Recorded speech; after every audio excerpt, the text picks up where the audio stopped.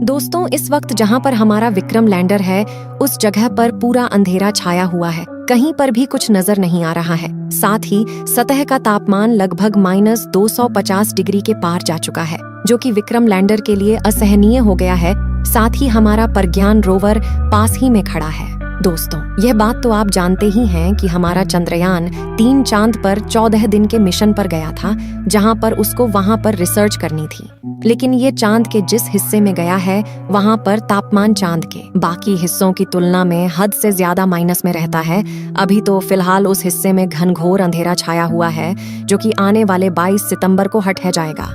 लेकिन साथियों, हमारा विक्रम लैंडर फिलहाल किस हालत में है? क्या प्रज्ञान रोवर वापस से काम करेगा? यानी कि चांद के उस हिस्से में जब वापस से धूप आएगी, तो क्या चंद्रयान 3 वापस से एक्टिव हो जाएगा, या फिर यह मिशन यही तक था, यानी कि खत्म हो गया है? और साथ ही चंद्रयान 3 ने अब तक चांद पर क्या क्या रिसर्च की है, क्या क्या हासिल किया है? आइए इन सब के बारे में डिटेल से जानते हैं। लेकिन साथियों, वीडियो में आगे बढ़ने से पहले आपसे रिक्वेस्ट है कि आपने अभी तक इस वीडियो को लाइक नहीं किया है, तो हमारे भारत के वैज्ञानिकों की मेहनत के लिए वीडियो को एक लाइक जरूर करें और कमेंट में कुछ अच्छा जरूर लिखें। दोस्तों, वो दिन था 4 सितंबर का, जब 8 बजते ही विक्रम लैंडर को स्लीप मोड के अंदर डाल दिया गया। साथ ही इसरो के वैज्ञानिकों ने बताया कि लैंडर के रिसीवर को ऑन रखा गया है। स्लीप मोड की प्रक्रिया में सबसे पहले विक्रम लैंडर को स्लीप मोड के अंदर डाला गया और इसके बाद कुछ ही घंटे के अंदर रोवर को भी स्लीप मोड में डाल दिया गया। इसी के साथ वैज्ञानिकों ने विक्रम लैंडर और रोवर की पोजीशन को कुछ इस तरह से सेट कर दिया कि जैसे ही 22 सितंबर का दिन आए, तो सबसे पहले सूरज की किरणें यानी कि सूर्य की रोशनी लैंडर और रोवर के सोलर पैनल पर जाकर पड़े, ताकि नींद में सो रहे यह दोनों शूरवीर वापस से एक्टिव हो जाए और अपने मिशन पर लग जाए, यानी कि फिर से चांद की उस खतरनाक दुनिया के अंदर अपना काम शुरू कर दें। क्या आप ये बात जानते हैं कि जब हमारा चंद्रयान 3 स्लीप मोड के अंदर जा रहा था, तब उसने कुछ ऐसा कारनामा करके दिखाया जिसको देखकर दुनिया भर की तमाम स्पेस एजेंसीज अभी तक हैरानी में है। उन्हें यकीन नहीं हो रहा है कि इसरो यह कर सकता है, तो कैसे? लेकिन इसरो ने वो कर दिखाया। दरअसल साथियों, विक्रम लैंडर को दूसरी बार सॉफ्ट लैंडिंग करवाई गई। जी हाँ, आपने सही सुना, दूसरी बार। इसरो के वैज्ञानिकों ने विक्रम लैंडर के अंदर लगे इंजन को वापस से स्टार्ट किया और फिर विक्रम लैंडर को 30 से 40 मीटर की ऊंचाई तक ऊपर उठाया और फिर इसके बाद उसकी जगह को थोड़ा चेंज कर दिया गया और फिर उसे वापस से नीचे लैंड करवा दिया गया।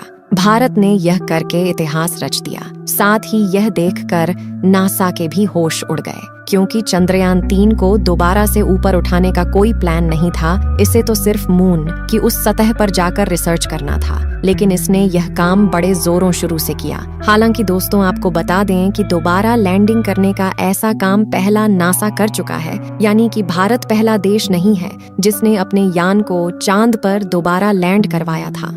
ये बात आप जानते ही हैं कि चांद के दक्षिणी ध्रुव पर जाने वाला भारत पहला देश से बन गया है, क्योंकि आज से पहले वहां पर कोई भी नहीं गया है। सभी देश उस भयंकर दुनिया के अंदर जाने से डरते हैं, लेकिन भारत पहला देश बन चुका है जो वहां पर जाकर रिसर्च भी कर चुका है। विक्रम लैंडर और प्रज्ञान रोवर द्वारा की गई रिसर्च में बहुत सारी बातें सामने आई हैं, जिसमें ऑक्सीजन की उपस्थिति भी मालूम हुई है और ऑक्सीजन मानव जीवन के लिए कितनी जरूरी है, यह बात तो आप जानते ही हैं। रोवर प्रज्ञान स्लीप मोड में जरूर है, लेकिन उसकी बैटरी फुल चार्ज है। अब 22 सितंबर को चंद्रमा पर फिर से सूर्योदय होगा। चंद्रयान के रिसीवर को चालू रखा गया है। ऐसा इसलिए क्योंकि जब चांद पर फिर से दिन होगा, तो मिशन के फिर से शुरू होने की उम्मीद है। फिलहाल वैज्ञानिकों को अब चांद पर फिर से दिन होने का इंतजार रहेगा। इसरो ने कहा है कि चंद्रयान हमेशा के लिए भारत के चंद्र राजदूत के रूप में चांद पर रहेगा। अब इसरो के वैज्ञानिक रोवर की ओर से उपलब्ध कराई गई जानकारी का अध्ययन करेंगे। रात के दौरान चांद का तापमान -200 डिग्री से भी ज्यादा जाने की संभावना है। ऐसे में लैंडर विक्रम और रोवर प्रज्ञान में लगे उपकरण के फ्रीज हो सकते हैं। अगर ऐसा नहीं होता है और सूर्य की रोशनी पड़ने के बाद दोनों फिर से जाग उठते हैं, तो रोवर प्रज्ञान एक बार फिर से आगे की सैर शुरू करेगा। और यह बड़ी खुशी की बात होगी। साथ ही यह भी साबित हो जाएगा कि इसरो ऐसे काम भी कर सकता है जो दुनिया की कोई भी और स्पेस एजेंसी नहीं कर सकती है। हालांकि यह बात तो साबित हो ही गई है कि इसरो कितने कम बजट में अपने मिशन को पूरा करता है। इसरो की इस सफलता को देखकर बाकी के देश बिल्कुल भी खुश नहीं है। लेकिन दोस्तों, इससे फर्क भी क्या पड़ता है? इसरो ने वो कर दिखाया जो उसे करना था। रोवर ने चांद की सतह पर कुछ महत्वपूर्ण खनिज तत्वों की खोज की है, जो कि manganese, silicon, chromium, iron, calcium, sulphur, aluminium है। यह सबसे महत्वपूर्ण खोज सल्फर की है, क्योंकि इससे पहले किसी भी देश ने चांद की सतह पर सल्फर की खोज नहीं की थी, लेकिन हमारे चंद्रयान 3 ने खोज करके दिखा दी है। लेकिन साथियों, यह बात अमेरिका की स्पेस एजेंसी नासा को हजम ही नहीं हो रही है। उसे यकीन ही नहीं हो रहा है कि हमारा चंद्रयान 3 ऐसे कारनामे कर सकता है। उसको लग रहा है कि यह हमारा मिशन पूरा फेक मिशन है। लेकिन नासा के होश तब उड़े जब उन्हीं का एक सैटेलाइट, जो कि चांद की कक्षा में चक्कर लगा रहा था, उसने चंद्रयान 3 की फोटो खींचकर नासा को भेजी। तब नासा को पूरा यकीन हो गया कि इसरो ने आज तक जो भी किया वह सब कुछ सच है, कि जब 22 सितंबर को चांद पर जब वापस से दिन होगा तो चंद्रयान 3 वापस से काम करेगा या फिर नहीं, इसके बारे में कुछ भी स्पष्ट नहीं कहा जा सकता है।